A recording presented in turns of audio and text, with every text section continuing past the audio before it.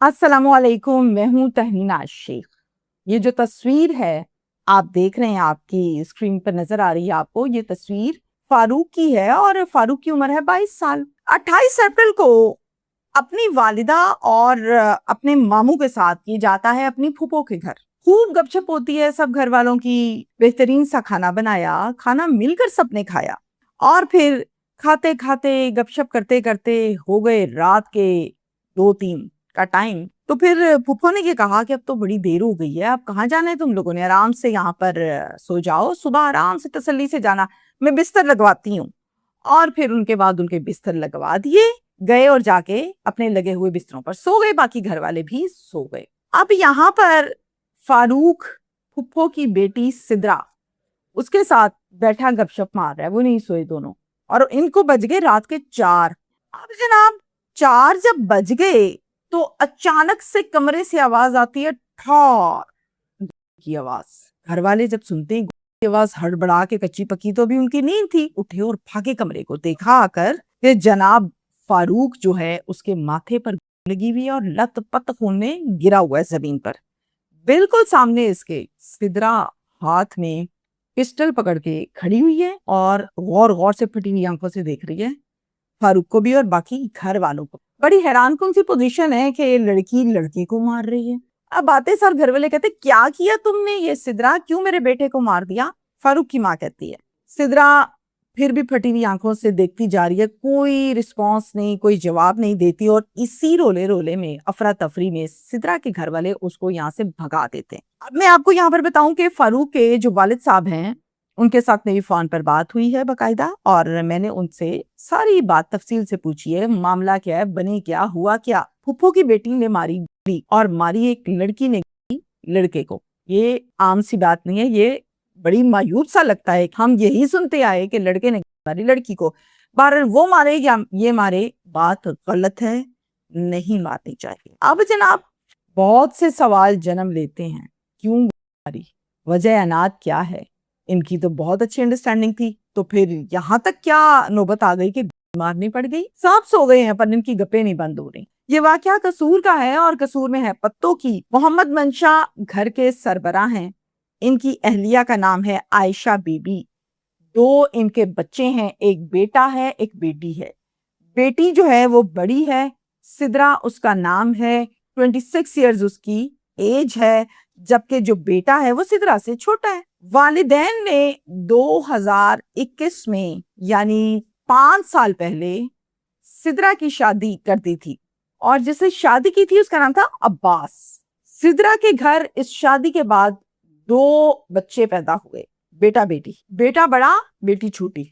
अब्बास का जो जायदाद का तनाज़ा है, जो विरासत का मामला है, वो बहुत ज्यादा है और बड़ा उलझा हुआ है। अब्बास के वालिद साहब और अब्बास, आगे से इनके बेटे, इसी तरह से आगे जो शरीक हैं, जो भाई हैं, जो ताए चाचे हैं, उनके साथ और उनके बच्चे, ये विरासती झगड़ा है और बड़ा शिद्दत का झगड़ा है। एक दिन ये झगड़ा इतना बढ़ गया कि इस झगड़े में अब्बास ने मार दिया अपने चचा के बेटे को। जब इसने मार दिया तो फिर अब इसको भागना था, तो ये मौके से मार के भाग गया। चचा ने देखा मेरा बेटा, उन्होंने फौरन से एफआईआर दर्ज करवाई। पुलिस ने खूब भागदौड़ की, अब्बास को गिरफ्तार कर लिया। अब्बास चला गया जेल, पीछे रह गई सिद्रा अपने बच्चों के साथ। अब सिद्रा के हैं 2 बच्चे, शौहर गया 302 में अंदर, अब वो कब आएगा कब नहीं कोई पता नहीं है। सिद्रा क्या करती है, दोनों बच्चे लेती है और माँ के घर आ जाती और आके कहती है, शौहर मेरा चला गया 302 में जेल, मैं वहां पे रह के क्या करूं। और वैसे भी अब्बास जो है ना, अल्लाह माफ करे इन लोगों से, ये बड़े ही को बदमाश टाइप के लोग हैं, फितरत इनकी गुंडों वाली है, जरा जरा सी बात पे पिस्टल निकाल लेते हैं, खौफ आता है मुझे।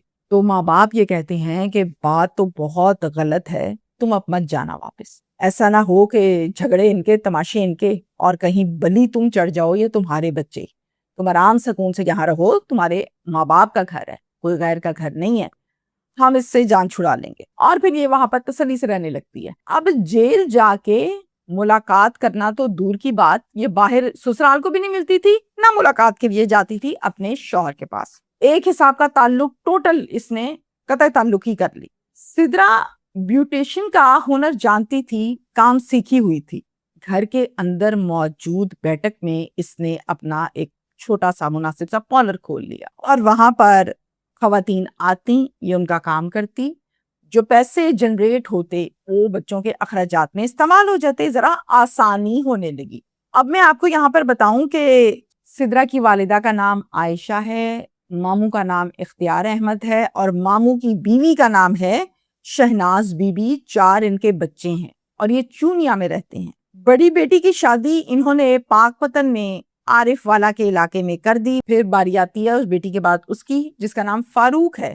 فاروق ایز اے ڈرائیور کام کرتا ہے، نوکری اس کی ڈرائیوری ہے، 22 سال عمر ہے اور لمبا چوڑا جوان ہے۔ اس کے بعد آ گئی اور مزید 2 بہنیں، یہ ہو گئے ان کے 4 بچے۔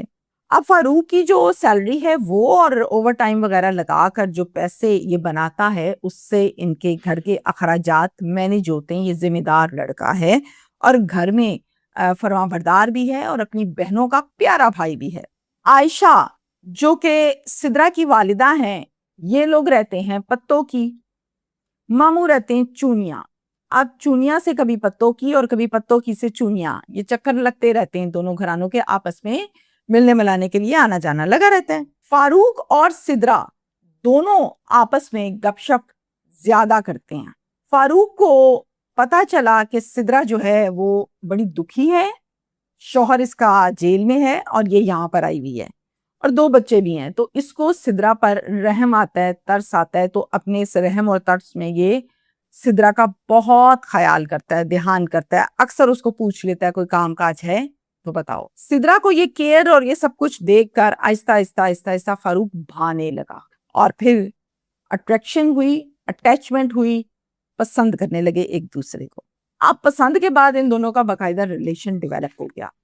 سدرا کہتی تھی کہ اس تعلق کو کوئی نام دینا چاہیے، فاروق کافی عرصہ ہو گیا، تم مجھے پسند کرتے ہو، میں تمہیں کرتی ہوں، وہ تو پتہ نہیں کب آئے گا کب نہیں آئے گا جیل میں۔ اب یہ ہے کہ میں خلا لیتی ہوں، تم اپنے گھر والوں سے بات کرو اور معاملے کو آگے بڑھاتے ہیں۔ یہ آگے سے کہتا ہے میں بھی یہی چاہتا ہوں، بالکل ٹھیک کہتی ہو تم، میں بات کرتا ہوں، تم بھی بات کرو، خلا شلا کی بات کرتے ہیں، لیکن یہ مناسب وقت نہیں ہے، تھوڑا سا ویٹ کرو، مناسب موقع آنے دو، میں خود بات کروں گا اور 4 پیسے اور کما لوں تاکہ تمہیں خوشیاں دے سکوں۔ وہ کیا کہتی ہے؟ وہ کہتی ہے چلو صحیح ہے، ٹال دیا۔ 9 ماہ ٹال مٹول چلتی رہی چلتی رہی چلتی رہی۔ سدرا نے فاروق کے بارے میں ایک دن اپنے امی اور ابو کو بیٹھ کے سب بتا دیا۔ اب والدین نے ساری بات سنی، غصہ بھی کیا، لیکن بات کو انہوں نے انڈرسٹینڈ کیا، کوئی اتنا بڑا جھگڑا مسئلہ نہیں ہوا، کیونکہ فاروق تو لمبا چوڑا تھا، دیکھا بھالا تھا، ہاتھوں میں بڑا ہوا تھا اور جاب بھی کرتا تھا، تو انہیں فاروق پر کوئی مسئلہ نہیں ہوا۔ کہنے لگی ماں میں خلا فائل کرتی ہوں، خلا لیتی ہوں، آپ لوگ اس کے پیرنٹس سے جا کے بات کر لیں اور پھر بات کو آگے بڑھاتے ہیں۔ مجھے کیا پتا کہ عباس کب آئے گا کب نہیں آئے گا، کوئی پتا نہیں ہے اس کا۔ 302 کا کیس چھوٹا کیس تو نہیں ہوتا۔ ماں کہتی ہے ہم کرتے ہیں بات۔ سدرا کی والدہ نے کال کی شہناز کو اور کہا کہ شہناز ذرا گھر تو چکر لگاؤ، مجھے بہت ضروری بات تم سے کرنی ہے۔ شہناز کہتی ہے سب خیر تو ہے، سب اوکے ہے، کوئی مسئلہ تو نہیں ہے۔ کہتی نہیں مسئلہ نہیں ہے، لیکن بات کرنی ہے اور بڑی تفصیل سے کرنی ہے۔ کہتی ہے جی میں 1 سے 2 دن کے اندر اندر آتی ہوں اور ٹائم نکال کے آؤں گی تاکہ آپ تسلی سے بات کریں۔ کہتی ٹھیک ہے، اپنا خیال رکھو، اللہ حافظ، فون بند۔ 22 اپریل کو شہناز کی طبیعت خراب ہونے لگی۔ اس نے اپنے بیٹے فاروق کو کال کی اور کہا کہ فاروق گھر آ جاؤ، میری طبیعت بڑی خراب ہے، مجھے ہسپتال لے چلو، میرے دل کو کچھ ہو رہا ہے۔ فاروق کہتا اچھا ماں آیا۔ اب فاروق فوراً گھر آتا ہے اپنے ماموں شہباز کو لے کر۔ اب ماموں جو ہیں وہ تھوڑے سے معذور بھی ہیں، ان کو لے کر آتا ہے گھر۔ ماموں شہباز کی بھی دوائیاں آنی تھی، چیک اپ ہونا تھا، ان کا بھی ہو جائے گا، آپ کا بھی ہو جائے گا، تو چلو جی چلیں۔ اور یہ چلے گئے سیدھا PHQ۔ اب PHQ پتوں کی میں ہے، وہاں پر جا کر انہوں نے کروایا اپنا چیک اپ، دوائی لی، ادھر سے ماموں کا بھی چیک اپ ہوا، اس کو بھی دوائی لے کر دی اور پھر ڈاکٹر نے کہا کہ ٹھیک ہے آپ لوگ جائیں۔ اب یہ واپسی کے لیے اپنے گھر کو روانہ ہوئے پتوں کی سے کہ اچانک سے والدہ نے کہا کہ ٹھہرو ٹھہرو ٹھہرو، رکو فاروق رکو۔ فاروق کہتا جی اماں، کہتی ہے کہ تمہاری جو پھپھو ہے نا وہ مجھے بڑے دنوں سے بلا رہی ہیں، تو میں نے وہاں جانا ہے، ہم تو آئے ہوئے ہیں پتوں کی، کیوں نہ یہیں پہ جاتے جاتے یہ کام بھی کر لیتے ہیں، کون دوبارہ اتنی دور سے آئے، مشکل ہوتا ہے۔ کہتا ٹھیک ہے، کہتی چل پھر ادھر لے کر مجھے۔ پھر فاروق لے جاتا ہے ان کو عائشہ کی طرف. اب جب یہ جاتے ہیں سلام دعا ہوتی ہے, گپ شپ ہوتی ہے آپس میں, پرانی نئی ساری باتیں ہو رہی ہیں, کزنز گپ شپ مارے کرتے کراتے رات ہو گئی, کوئی پتہ ہی نہ چلا. رات ہوئی, اچھا سا بہترین سا کھانا بنایا گیا, سب نے مل کر بیٹھ کر کھانا کھایا اور رات کے بج گئے 2:30. پھر وہاں پر سب کے بیچ میں جو سدرا کی والدہ ہے وہ بات شروع کرتی ہے. کہتی ہیں شہناز, مجھے سدرا نے یہ بتایا ہے کہ سدرا فاروق کو پسند کرتی ہے اور فاروق سدرا کو پسند کرتا ہے. تمہیں اس بارے میں شاید نہیں بتایا گیا, یہ سلسلہ پچھلے 9 مہینے سے چل رہا ہے. اب ان دونوں کا نکاح کرتے ہیں, شادی کرتے ہیں. میں یہاں سے سدرا کی خلا لیتی ہوں اور پھر نکاح کی بات چیت وغیرہ آگے بڑھاتے ہیں, بچوں کا نکاح کرتے ہیں. شہناز یہ ساری بات سن کر حیران پریشان, کیونکہ اس کے لیے یہ بات پہلی مرتبہ ہو رہی تھی, اسے تو بتایا ہی نہیں تھا اس کے بیٹے نے. تو وہ بڑے دھیان سے سن رہی ہے اور کہہ رہی ہے مجھے تو کچھ پتا نہیں ہے, نہ مجھے کبھی فاروق نے بتایا اس بارے میں. فاروق بھی وہاں پر موجود ہے, سدرا بھی وہاں پر موجود ہے. اب فاروق کا جو کریکٹر ہے ذرا وہ سن لیجئے. فاروق اندر ہی اندر کیا سوچ رہا, کہتا ہے اچھا تو سدرا نے بتا دیا اپنی والدہ کو, بڑی چلاک ہے, مجھے تو نہیں بتایا کہ میں اپنے ماں باپ کو بتا چکی. اندر ہی اندر اس کو تھوڑا تھوڑا غصہ بھی آ رہا ہے. فاروق کیا کرتا ہے, فاروق کہتا ہے فوراً سے وہیں پر سب کے بیچ میں, آپ لوگ کس طرح کی باتیں کر رہے ہیں, میں کب پسند کرتا ہوں سدرا کو, میں تو نہیں شادی کرنا چاہتا, میں تو, میری کزن ہے, بڑی اچھی کزن ہے, میں صرف اس سلسلے میں گپ شپ کرتا ہوں اور آپ لوگ اس کو محبت اور شادی کا نام دینے لگے. سدرا دیکھ رہی ہے یہ بول کیا رہا ہے اور سب کے بیچ میں اس نے انکار کر دیا. سب نے کہا کہ چلو ٹھیک ہے, رات کافی ہو گئی, بیٹھیں گے پھر بات چیت کریں گے پھر سے اس ٹاپک پر, ابھی بات ختم کرو. اس کے بعد اپنی اپنی جگہوں پہ جا کے سب سو گئے. اب یہ رات کے 3 بجے کا ٹائم تھا, ظاہر ہے سب کی آنکھوں میں نیند تھی. اب 3 بجے سب تو سو گئے لیکن سدرا نہ سوئی. سدرا نے کال کی اور کال کر کے کہا کہ فاروق سب اپنے اپنے کمروں میں جا کے سو گئے ہیں, میں ساتھ والے کمرے میں بیٹھی ہوں, تمہارا انتظار کر رہی ہوں, آؤ ادھر, مجھے بات کرنی ہے. کہتا اچھا چلو میں آتا ہوں. اور پھر فون کٹ کر کے فوراً سے ساتھ والا تو کمرہ تھا, فاروق آ گیا. جیسے ہی آیا تو کہتا ہے ہاں کیا بات کرنی ہے, تم نے اب چھوڑا کیا ہے سب کو, سب کچھ تو بتا چکی تم اور مجھ سے چھپاتی رہی. یہ آگے سے کیا کہتی ہے, یہ کہتی ہے کہ فاروق تم نے مجھے شرمندہ کر دیا سب کے بیچ میں, اگر تمہیں نہیں شادی کرنی تھی تو مجھے لارے کیوں لگاتے رہے, تم تو کہتے تھے کروں گا اور اب تم نے ایک دم انکار کر دیا. فاروق کیا کہتا ہے, کہتا ہے نہیں کرنی میں نے شادی تم سے, اب تو بالکل نہیں کرنی, جو تم نے کہنا ہے بولنا ہے وہ تم کر چکی. کہتے مجھے وجہ بتا دو, کیا وجہ ہے تاکہ مجھے پتا ہو کہ مسئلہ کیا ہے. کہتا کوئی وجہ نہیں ہے, نہیں کرنی تو نہیں کرنی. یہ کہا غصے سے اور کمرے سے باہر کو جانے لگتا ہے.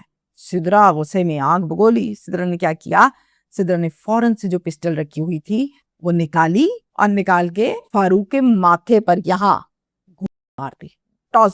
فاروق گر گیا نیچے, اور جب گھر والے جو کہ بھی کچی پکی نیند میں تھے وہ آتے ہیں, فوراً سے کی آواز سن کر کمرے میں دیکھتے ہیں فاروق خون میں لت پت زمین پہ گرا ہوا ہے.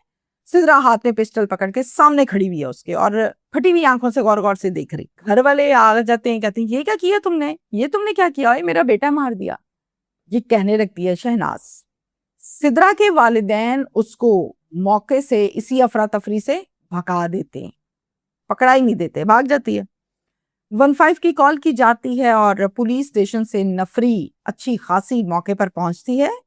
پولیس اسٹیشن کا نام ہے جناب تھانہ سٹی پتو کی. پہنچ گئے, یہاں پر آ کر وقوع دیکھا, کو اپنی تحویل میں لیا اور THU ہسپتال پتو کی شفٹ کیا تاکہ پوسٹ مارٹم ہو سکے. ادھر تھانے میں ایک پرچہ درج کیا گیا. اس پرچے کے مدعی بنے والد صاحب اختیار احمد, جس میں نامزد ملزمان ہیں جناب سدرا, محمد منشا کے والد, والدہ کا نام عائشہ, اور ایک رشتہ دار بھی ہے نبیل احمد. یہ نام لکھے ہیں, اور نامعلوم افراد میں بھی 3 کو رکھا گیا ہے. والد صاحب سے میری تفصیل سے بات ہوئی, یہ سب کچھ انہوں نے مجھے بتایا جو میں نے آپ سے شیئر کیا. میں نے کہا پولیس آپ کے ساتھ تعاون کر رہی ہے کہ نہیں کر رہی ہے؟ کہتے پولیس بہت تعاون کر رہی ہے, بہت اچھے سے بات کرتی ہے. میں نے کہا ملزم پکڑے گئے آپ کے؟ تو آگے سے کہا کہ نہیں, ملزم کی گرفتاری کے حوالے سے کوئی پراپر نہیں, کوئی کہتا پکڑا ہے, کوئی کہتا نہیں پکڑا, لیکن پولیس پراپرلی اس حوالے سے نہیں بتایا. میں نے کہا آپ نے دیکھا تھانے میں جا کے کہ ملزم پکڑا یا نہیں؟ کہتے نہیں میں نے نہیں دیکھا. اب یہاں پر میں آپ کو بتاؤں یہ کہ صورتحال, وقوع, معاملات سب اپنی جگہ پر, لیکن ویلڈ نہیں ہے. جسٹیفائڈ نہیں ہے. جی تم سے شادی نہیں کرنی، اوکے نہیں کرنی، ٹھیک ہے، غلط ہے، دل خراب ہوا، ٹھیک ہے، ہرٹ ہوئی، لارے شارے لگاتا رہا، پہلے انکار کر دیتا. پھر بھی یہ بات غلط ہے کہ آپ اٹھیں اور اس کے ڈز. کہاں گئی شادیاں محبتیں؟ اب میاں پہلے جیل میں 302 میں، آپ اب 302 میں جیل میں، اور بچے در بدر. ایسے والدین کا کردار ان بچوں کی لائف میں کیا رہا؟ غلط ہے بچوں کے ساتھ. بیچارے باپ بھی کر کے جیل چلا گیا، ماں بھی کر کے جیل چلے گئی. بھئی کس قسم کا گھرانہ ہے یہ؟ کہتی تھی ان کو کہ تم لوگ بدماش ہو، گنڈے ہو، یہ لوگ چلاتے ہیں. ابا میں نے نہیں جانا، مجھے ڈر لگتا ہے، اور اب خود بھی وہی چیز بن گئی. افسوس.